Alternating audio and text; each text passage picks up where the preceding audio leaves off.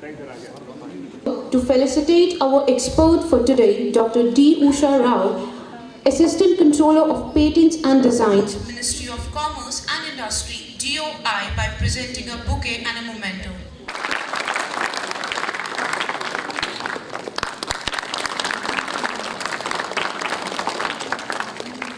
उषा राव, उनके सहयोगी Suparn Sharma ji, dean faculty of management, dean academic doctor Sharada Kotukuchi, dean research and development doctor Sumit Gupta, doctor V K. Bhatt, professor of mathematics and dean faculty of social sciences and humanities, विश्वविद्यालय के सभी सम्मानित शिक्षकगण, प्यारे छात्र छात्राएं, आज एक अच्छा शुभ अवसर है जब मैडम राव हमारे परिसर में पधारी हैं और वो भी आपको अवेयर करने के लिए, जागृत करने के लिए, ये जागृति कार्यक्रम है। लेकिन जब मैं इतिहास में झांक कर देखता हूं तो हमारे देश में यहाँ इतने महापुरुषों और इतने महर्षियों ने इतने ज्ञान अर्जित किए, दुनिया को ज्ञान दिए, शायद कभी उनको कभी इस बौद्धिक संपदा को अपने नाम से कराने की जरूरत नहीं पड़ी। अगर हम वैदिक काल से देखें, महाभारत काल से देखें, जब गीता की रचना होती है, शायद ज्ञान का भंडार है ये सब, ऐसा भंडार तो मिलेगा ही नहीं आज की दुनिया में कहीं। उसके बाद भी देखते हैं कि चाहे वो पन्नी का जमाना हो या एंशिएंट मेडिसिन का जो हमारे यहाँ खोज हुआ, इतना चरक संहिता बना, या अगर कुछ हजार साल में ही शायद हुआ होगा या कुछ 100 साल में हुआ होगा कि आज भी दिल्ली में वो पिलर जो खड़ा है लोहे का जिसमें जंग नहीं लगता है, ये कैसा ज्ञान था जो आज तक डिसिफर भी नहीं हो सका है। लेकिन किसी को भी बौद्धिक संपदा की जरूरत नहीं पड़ी और हम सब लोगों को भी बचपन से यही सिखाया गया कि तुम्हारा ज्ञान कोई चोरी नहीं कर सकता है। लेकिन आज चोरी हो रही है तभी तो ये जरूरत पड़ी है। लेकिन कहा गया कि ज्ञान की चोरी नहीं हो सकती है और यही जो तुम्हारा धन है ये कभी भी घटता नहीं है, जितना बांटोगे उतना बढ़ेगा। विद्या धन, बिना जिसकी भी चोरी हो रही है। ये दुर्भाग्य नहीं तो और क्या है इस पूरे दुनिया के लोगों के लिए। और मैं समझता हूं कि हम चूंकि हजारों साल गुलामी में जकड़े रहे हैं तो आज दुनिया के दूसरे देश हमें वो मानते ही नहीं उस रूप में है जिस रूप में इतने बड़ा ज्ञान हमने दुनिया को दिया है। और तभी फिर हमें अब कोशिश करना पड़ रहा है कि नहीं भी हमारा ज्ञान जो है इसको भी हम अपने नाम से करवाना चाहते हैं, हम पेटेंट करवाना चाहते हैं, कहीं दूसरा कोई चुरा नहीं दे। लेकिन दुर्भाग्य तो ये है कि आज चोरी तो ऐसे चीजों की हो रही है जिसका हम नाम दे दिए हैं प्लेजरिज्म। सीधे सीधे दूसरे का लिखा हुआ पेपर हम अपने नाम से पब्लिश कर दिए, किसी के थीसिस की कॉपी करके कहीं अपना थीसिस बना दिया। ये भी बहुत बड़ा दुर्भाग्य है। इससे कभी भी किसी का कल्याण नहीं हो सकता है। और मुझे ये भी बताते हुए खुशी है कि आज जिस महापुरुष के नाम पर रखा गया इस कार्यक्रम को, कपिला कार्यक्रम, कलाम साहब के नाम पर, तो आज के समय में भी जितने भी हमारे बड़े बड़े विद्वान हो रहे हैं उन किसी कॉपी का तो थोड़े बने हैं।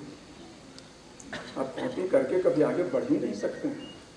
एक उदाहरण हमें दुनिया में दे दीजिए, जो चोर कोई हो गया होगा दुनिया का सबसे बड़ा धनवान, तो ज्ञान की चोरी करके कोई सबसे बड़ा विद्वान हो गया हो, ऐसा कोई बता दीजिए दुनिया में। नहीं है। तो ये एहसास तो हमें हमेशा होनी चाहिए कि हमारी अपनी संपत्ति अपनी है और ये अपनी संपत्ति को, अब ये एक प्रक्रिया आ गया कि चूंकि दुनिया के दूसरे देश कर रहे हैं, हम अपने यहाँ भी करेंगे। नहीं तो 90 के दशक में आ गया था कि किसी ने नीम को पेटेंट करा लिया, तो किसी ने हल्दी को पेटेंट करा दिया, किसी ने बासमती चावल को पेटेंट करा लिया। अब ये ऐसा दुर्भाग्य है कि उसके लिए भी हमें अब इंटरनेशनल कोर्ट में लड़ाई लड़ना पड़ता है, केस लड़ना पड़ता है। नहीं नहीं, ये हमारा है। कहाँ जा रहे हैं? क्या ये मानवता जा कहाँ रही है? किस दिशा में हम बढ़ रहे हैं? क्योंकि जब से ज्ञान का व्यापार होने लगा है तभी इसकी जरूरत पड़ी है। जब तक ज्ञान का व्यापार नहीं हो रहा था तब तक इसकी जरूरत नहीं थी शायद। रही बात जागृत करने की, सुपर्ण जी ने कहा कि 3 दशक हो गए और अभी भी जागृति कार्यक्रम चल रहा है। मैं प्यारे छात्र छात्राएं आप सब लोगों को ये बताना चाहता हूँ कि जन जागरण का जो कार्यक्रम है ये अनवरत चलते रहना चाहिए, क्योंकि कुछ नई नई चीज़ें सामने आती हैं, नई नई खोज होती हैं, वो सबकी भी जानकारी हमें होनी चाहिए। कुछ नई प्रक्रिया आती है, उसकी जानकारी होनी चाहिए। या ऐसे भी अगर जागृत ना किया जाए तो हम तो सोए ही रह जाएंगे, पता ही नहीं लगेगा कब क्या हो गया। इसलिए ये जन जागरण और जन शिक्षा का कार्यक्रम चलाया जा रहा है कि भाई अवेयरनेस एंड एजुकेशन प्रोग्राम ये भारत सरकार चलाती है। लेकिन हम सब भी अगर अपने कम से कम काम के प्रति जागृत रहेंगे तो हम पेटेंट ना भी कराए हैं तो दूसरा कोई पेटेंट तो ना करा सकता है। हमारे पास प्रूफ चाहिए, पेटेंट नहीं करा सकता है। तो ये भी ध्यान में रखें आप कि किसी कारणवश अगर नहीं करा सके पेटेंट किसी चीज़ को, तो आप इतना जरूर जागृत रहें कि कोई और न करा ले पेटेंट। और नहीं तो फिर उसके बाद भी एक उदाहरण के बाद मैं अपनी बात समाप्त करूंगा। 1973 में एक पेपर पब्लिश होता है पटना यूनिवर्सिटी केमिस्ट्री डिपार्टमेंट से, बहुत ही साधारण जर्नल में। उस कंपाउंड का जो सिंथेसिस किया गया था उस पर दवा निकाला अमेरिका के कंपनी ने, आर्थराइटिस की, और वो बेचता रहा। जब उसके जो कॉम्पिटिटर कंपनी था उसको पता लगा कि ये तो इसका तो है ही नहीं, ये बिना राइट के कर रहा है ये। उसने कहीं कोर्ट में केस डाला, शुरू हो गई इंक्वायरी, तो पता लगा कि ये तो अपना साइंस कॉलेज से पब्लिश हुआ था। अब जो पब्लिश करने वाले थे उस समय स्टूडेंट थे, बाद में टीचर हो गए थे, हमारे भी टीचर रहे थे वो। और जिनके गाइडेंस में पब्लिश हुआ था वो भी संयोग से 84 तक तो हेड थे वो केमिस्ट्री के, वो भी लर्नेड आदमी, नोबेल लॉरेट के साथ PhD किए हुए थे खुद भी। बाद में इनसे आकर के अब क्या डील हुआ ये तो मुझे नहीं मालूम है, लेकिन इनसे लिया गया लिख करके कि हाँ हम अपना राइट इनको दे देते हैं, ये अपना कंपनी चला दें। तो ऐसी भी जरूरत पड़ जाती है, कोई करके भी कॉपी बच तो नहीं सकता है बहुत देर तक। और ये 90 के दशक में आकर के हुआ है। तो आज मुझे बहुत खुशी है कि हमारे विश्वविद्यालय को ये चुना गया है इस काम के लिए कि जन जागृति या शिक्षा का कार्यक्रम पेटेंट के बारे में बताया जाए। बौद्धिक संपदा की रक्षा आप कैसे करेंगे, मैडम आपको ज्ञान देंगी, ध्यान से आप सुनिए, नोट कर सकते हैं नोट कर लें।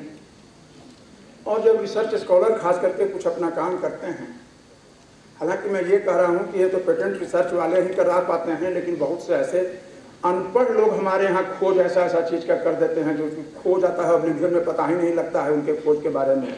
लेकिन राइट तो उन्हीं का है, वो ट्रेडिशनल नॉलेज बहुत सारी चीज़ें हैं, ट्रेडिशनल मेडिसिन बहुत सारी चीज़ों का है, इंडिजिनस नॉलेज हमारे देश में बहुत आज भी बहुत हैं। वो हो सकता है कि कहीं गांव में आदिवासियों के बीच में जंगल में पहाड़ों में कहीं वो छिपा हुआ होगा, कोई पेटेंट तो उसका नहीं हुआ।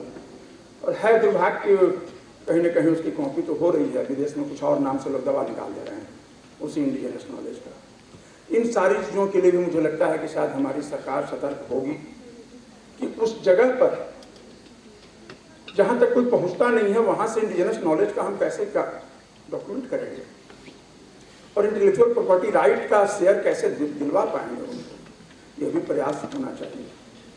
शायद मैडम को भी नॉलेज होगा, ज्ञान में होगा कि केरल में वो जो ट्रॉपिकल मेडिसिन का जो रिसर्च इंस्टीट्यूट है वहाँ 80 के दशक की बात है कि कुछ साइंटिस्ट वहाँ के जंगल में घूम रहे थे और उन्होंने रास्ता भटक गए थे बहुत दिनों तक, जो मुझे कहानी मालूम है, जो मैंने पढ़ा भी एक आदमी। तो उन्हें भूख लग रही थी, कुछ खाने को मिल नहीं रहा था। किसी आदिवासी से पूछते हैं तो वो कहता है कि पेड़ का एक पत्ता तोड़ के खा लो ना, तुमको न थका, न भूख महसूस होगा, न कमजोरी महसूस होगा। बाद में उससे लोगों ने मेडिसिन भी निकाला। फिर बात आई कि क्या उस इंडिविजुअल का ये इंटेलेक्चुअल प्रॉपर्टी राइट होगा या उस कम्युनिटी का होगा। फिर बाद में उस कम्युनिटी को दिया गया, क्योंकि उसके बाद जो उस मेडिसिन के दाम जो भी बिकते थे, उससे जो प्रॉफिट होता था, वो प्रॉफिट का एक शेयर जिसका इंटेलेक्चुअल प्रॉपर्टी राइट है उसके पास जाता है। तो ये भी आज एक आर्थिक दृष्टिकोण से भी बहुत जरूरी हो गया है। तो आप सभी लोगों को और हम सभी लोगों को उतनी जागृत रहने की ज़रूरत है और इन चीज़ों पर ध्यान देने की ज़रूरत है। आप सभी लोगों को आज के इस सफल कार्यक्रम के लिए शुभकामना है और इसी के साथ मैं अपनी वाणी पर विराम देता हूँ। बहुत बहुत धन्यवाद। I would like to request our expert for today, Dr. D. Usha Rao, to please take over. इसमें हम लोग 75 ऑफलाइन प्रोग्राम्स कर रहे थे। उसमें से जब कटरा यूनिवर्सिटी का नाम आया तो मैंने बोला कि मैं ज़रूर जाऊंगी, क्योंकि एक बहुत अच्छा सा फीलिंग आता है जब आपको लगता है कि आप उन लोगों से बात कर सकते हैं जो शायद हम नॉर्मली नहीं कर पाते। तो मुझे ये बहुत अच्छा लगा कि यस, मुझे ये अपॉर्चुनिटी मिला है। And I thank you VC sir and doctor Anand to have put all this together. Thank you so much. So let us start the presentation. I will give a small presentation and थोड़ा interactive रखेंगे, क्योंकि नहीं तो फिर आप लोग सब सो जाएंगे। तो मैं कोशिश करूँगी इसे इंटरैक्टिव रखने के लिए, तो please reply back, respond. Okay? So we are all meeting together today for this IPR awareness program, which is under the National Intellectual Property Awareness Mission. This mission has been launched by the Office of the Controller General of Patents, Designs and Trademarks, that is my office, which is under the Department for Promotion of Industry and Internal Trade, under the Ministry of Commerce and Industry, Government of India. अब कुछ महीने पहले एक हमारे जो minister हैं, उन्होंने बोला कि हम कैसे पेटेंट या इंटेलेक्चुअल प्रॉपर्टी एप्लीकेशंस को हमारी कंट्री में कैसे बढ़ा सकते हैं, क्योंकि एट प्रेजेंट ये जो नंबर्स हैं, ये इंडियंस, अगर हम इंडियंस के नंबर्स देखते हैं वो काफ़ी कम है।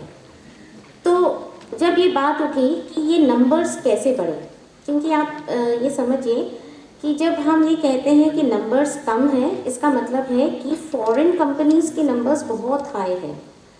तो इससे क्या होता है कि मार्केट का जो कैप्चर है वो फॉरेन कंपनीज का होता है, हमारे इंडियंस का नहीं है। तो जब ये बात उठी तो सबसे पहले ये बात आई कि क्यों नहीं इंटेलेक्चुअल प्रॉपर्टी एप्लीकेशंस फाइल हो रहे हैं इंडियन से। तो बेसिक पॉइंट जो निकला उसमें से ये था कि अवेयरनेस की कमी है। There is very little awareness about intellectual property rights. So then there was this thought कि who are the first creators of intellectual property, right?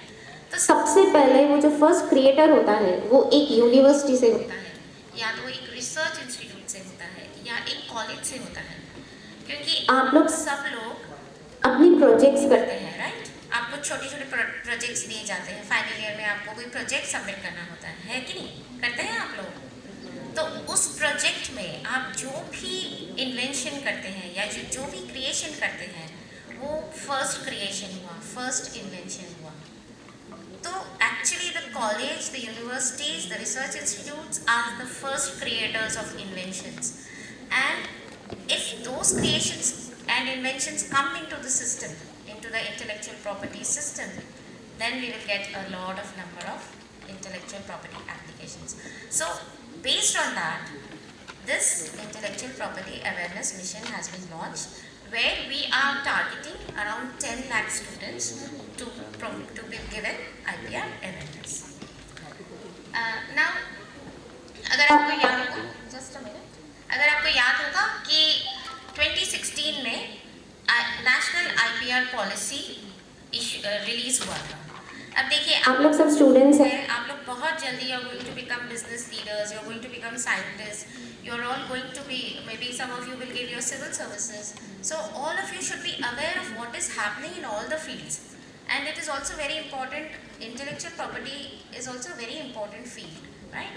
So National Intellectual Property Rights Policy release hua tha, and under which there was this slogan, Creative India, Innovative India. And the policy actually set out certain guidelines, because of which how we can improve the creativity and innovative aspect of India. Right? So next please. So let us look at basic what is property, है ना? So मैंने जैसे इस slide में दिखा रही हूँ मैं. So property we all know, जैसे हम लोग प्रॉपर्टी खरीदते हैं. So we have two types of properties. One which is tangible, which is measurable, which can be seen and which you can feel, you can use it. Right? So two examples under it. One, a car or a cycle or a bus or a vehicle, which is a movable property, and the second is the immovable, which is a building, which is a flat, which is a farm, which can be anything. So if you look at this aspect of property, the first thing, what do you do when you buy a property? चलिए सोच लीजिए आपने एक car खरीदा, आप सबसे पहले क्या करेंगे इसका? Yes? Yes, आप उसको रजिस्टर करेंगे. कहाँ करेंगे आप? एक गवर्नमेंट ऑफिस में जाके, राइट? तो वहाँ पे आप कुछ डॉक्यूमेंट सबमिट करेंगे, कि आप ये सबमिट करेंगे कि आपका नाम क्या है, आपका एड्रेस क्या है, आपका फ़ोन नंबर क्या है. आप ये सारे डॉक्यूमेंट्स वहाँ सबमिट करेंगे, एंड बेस्ड ऑन दैट आपका वो कार आपके नाम पे रजिस्टर होगा, है कि नहीं? So as soon as you get it register, आपको क्या मिलता है उस पर? एक लीगल राइट मिलता है ना? So no one can use it without your knowledge और without you giving it to them. So you can actually, अगर आपका एक घर है तो आप उसको रेंट पे दे सकते हैं, आप उसको लीज पे दे सकते हैं. If someone encroaches into your house, then you can take legal action against them, right? But that is only possible if you have registered it on your name. So if you have a piece of land and you don't register it on your name, and tomorrow if someone comes and encroaches it, what proof do you have, right? That is the whole aspect of the tangible property. Now when we look at the intangible aspect of property, this cannot be measured, right? but this is also Equally important. In what way? You have an idea, right? अब अभी आप लोग मुझे सुन रहे हैं और आपके दिमाग में कुछ ना कुछ चल रहा होगा कि शाम को आपको पार्टी में जाना है, मूवी देखने जाना है, लंच में आप क्या खाएंगे, डिनर में आप क्या करेंगे, ये सब आपके दिमाग में चल रहा है. अगर आप सपोज आप एक राइटर हैं, है ना, तो आपके दिमाग में एक नॉवेल के लिए आइडिया चल रहा होगा. अगर आप एक पेंटर हैं या आर्टिस्टिक है आपका मेंटालिटी, तो आप डूडल कर रहे होंगे अपने कॉपी पे, कोई फ्लावर बना रहे हैं, कोई आइज बना रहा है कि नहीं? तो ये सब आपके आइडियाज़ हैं. So that is the power of your brain, that is your power of your intellect, and that is what is the intangible aspect of property. And when that idea gets converted into some tangible form, then it is called intellectual property, right?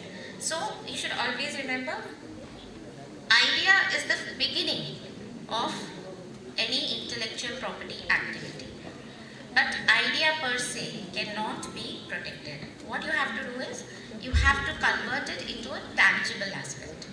So if you are a writer, you will convert it into a book and you will get a right over it. You can get a right over it. That is called a copyright. If you are a scientist, you can invent a product like a drug or a process of making the drug, and you can get a right over it. That is called a patent. You can get monetary benefit out of that. So for example, if your university applies for a patent for some product, then so just imagine, do you know which is the most famous movie that is running now? Yes, everyone knows that, right? So Cajuns. ये था, हल्दी था, तो इन चीज़ों को patent नहीं करवाया जा सकता. नहीं. You are very right. Plants को प्लांट वैरायटी एक्ट के अंदर आता है, वो मिनिस्ट्री ऑफ एग्रीकल्चर देखता है। एनिमल्स को पेटेंट नहीं किया जा सकता है, यानी पेटेंट है ही नहीं कुछ उसके लिए। और अगर हम लोग एंटी डायबिटिक प्रॉपर्टी ऑफ जामुन बोलते हैं तो फिर वो अलाउड है, वरना वो नहीं अलाउड है। एंटी डायबिटिक प्रॉपर्टी ऑफ जामुन या उसके अंदर का कंपाउंड जो है उसकी बात कर रहे हैं? उसके वो कंपाउंड की बात कर रहे हैं। तो जामुन से वो कंपाउंड आइसोलेट हो रहा है और उसको फिर पेटेंट लेगा। एंड व्हाट अबाउट दोज जिनका जीन एडिटिंग माइक्रोब्स हैं, जिनका जीन एडिट कर दिया new microbe, they can be granted. जो जेनेटिकली मॉडिफाइड ऑर्गेनिजम्स जो कहते हैं, they are granted patents. To all of you and your presence, Jai Mata Di. Respected Honorable Vice Chancellor Sir, Chief Guest of the Program, Dean, CEO TBIC, Director DQA, and Head of the different schools, faculty members, and research scholars of the different school. I am thankful to all of you for the presence of this program.